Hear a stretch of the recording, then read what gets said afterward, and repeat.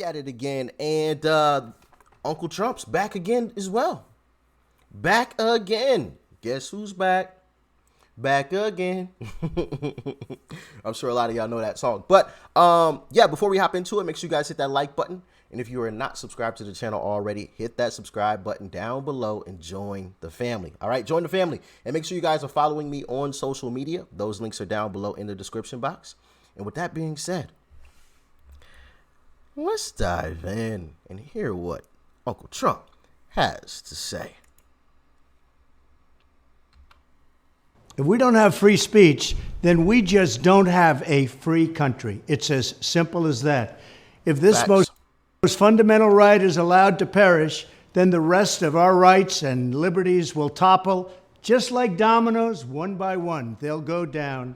That's why today I'm announcing my plan to shatter the left-wing censorship regime and to reclaim the right to free speech for all Americans.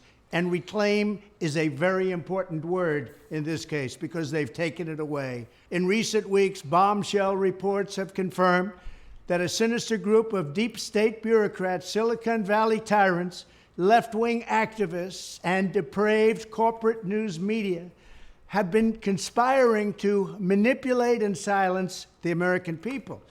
They have collaborated to suppress vital information on everything from elections to public health. The censorship cartel must be dismantled and destroyed, and it must happen immediately. And here's my plan.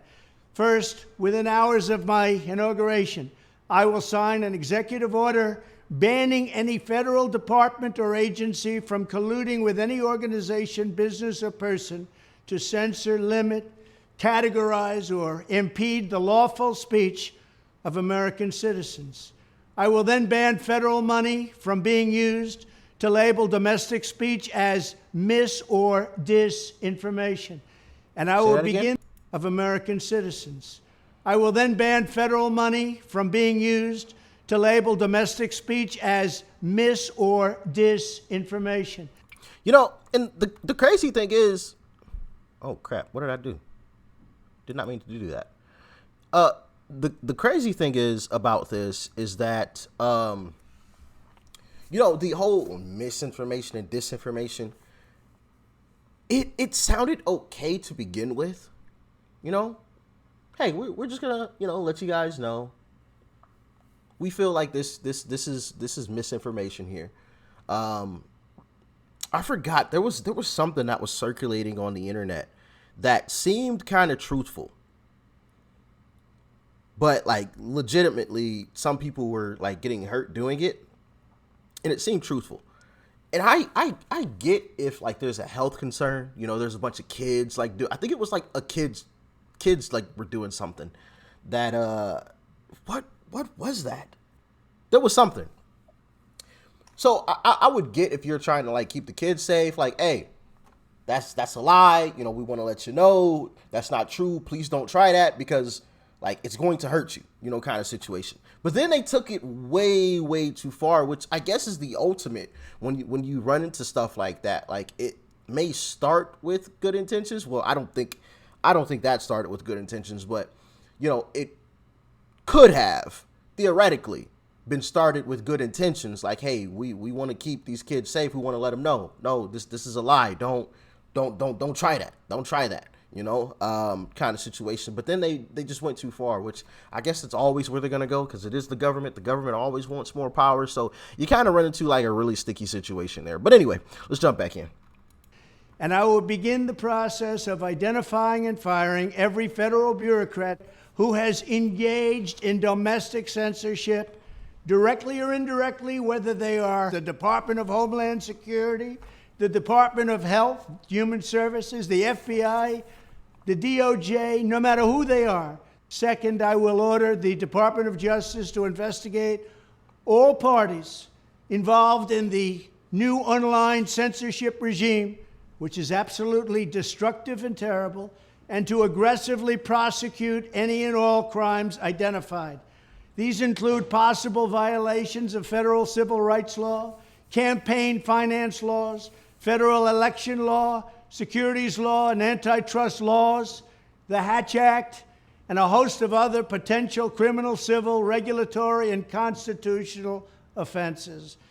To assist in these efforts, I am urging House Republicans to immediately send preservation letters, and we have to do this right now, to the Biden administration, the Biden campaign, and every Silicon Valley tech giant, ordering them not to destroy evidence of censorship. You know they're gonna hide that. They're destroying that paperwork right now as we speak. They are wiping all of that stuff. Okay, they are wiping their computers clean. Matter of fact, they smashed them things up and threw them in the trash. You ain't gonna never find them again unless you go to the landfill, and it's gonna be in pieces. So good luck putting all that back together. On my inauguration as president, I will ask Congress to send a bill to my desk revising Section 230 to get big online platforms out of censorship business. From now on, digital platforms should only qualify for immunity protection under Section 230 if they meet high standards of neutrality, transparency, fairness, and non-discrimination. We should require these platforms to increase their efforts to take down unlawful content such as exploitation and promoting terrorism, while dramatically curtailing their power to arbitrarily restrict lawful speech.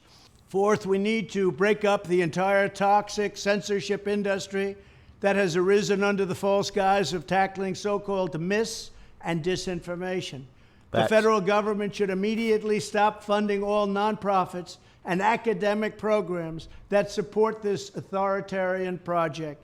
If any U.S. university is discovered to have engaged in censorship activities or election interferences in the past, such as flagging social media content for removal of blacklisting, those universities should lose federal research dollars and federal student loan support for a period of 5 years and maybe more. We should also enact new laws laying out clear criminal penalties for federal bureaucrats who partner with private entities to do an end run around the Constitution and deprive Americans of their First, Fourth, and Fifth Amendment rights. And once you lose your borders like we have, you no longer have a country. Furthermore, to confront the problems of major platforms being infiltrated by legions of former deep staters and intelligence officials, there should be a 7-year cooling off period before any employee of the FBI, CIA, NSA, DNI, DHS, or DOD is allowed to take a job at a company possessing vast quantities of U.S. user data. Fifth, the time has finally come for Congress to pass a digital Bill of Rights. This should include a right to digital due process. In other words, government officials should need a court order to take down online content, not send information requests such as the FBI was sending to Twitter. Furthermore, when users of big online platforms have their content or accounts removed, throttled, shadow banned, or otherwise restricted, no matter what name they use, they should have the right to be informed that it's happening, the right to a specific explanation of the reason why, and the right to a timely appeal.